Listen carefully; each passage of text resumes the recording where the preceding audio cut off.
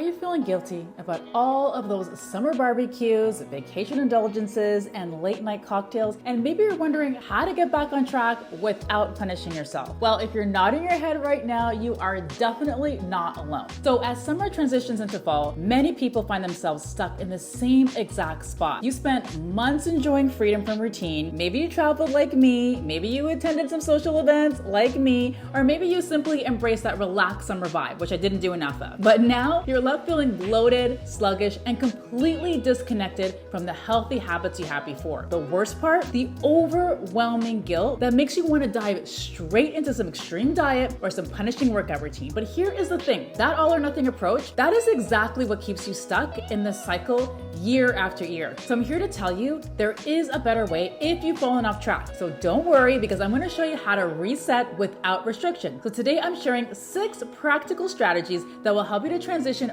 back into healthy habits without the guilt, without the extremes, and most importantly, in a way that actually sticks. Tip number 1 is to give yourself a transition week. So first up, give yourself permission to have a transition week. Now, I know this might sound counterintuitive when you're just so eager to just jump right in and fix everything immediately, but hear me out. Easing back into healthier habits with a transition week, it allows you to take control and to also rein in your lifestyle choices without completely shocking your system. So think about it. You wouldn't go from the couch to a marathon in one day, right? So the same principle applies here. By allowing yourself a transition period, you're taking a smart and sensible approach to your health journey. So rather than diving headfirst into like a rigorous regime, which of course can be totally overwhelming for both your body and your mind, you're giving yourself time to adapt gradually. So this gradual approach, it helps to increase the likelihood of long-term success. And that's what we want. And it also ensures that you're not placing unnecessary strain on yourself from the beginning. Okay, so tip number 2 is to reduce alcohol consumption. So let's talk about alcohol, all right? Okay, it's cool to enjoy a few drinks every now and again, but if you're knocking back alcohol almost every night, which many people do, they get into that routine during the summer months, it just might be worth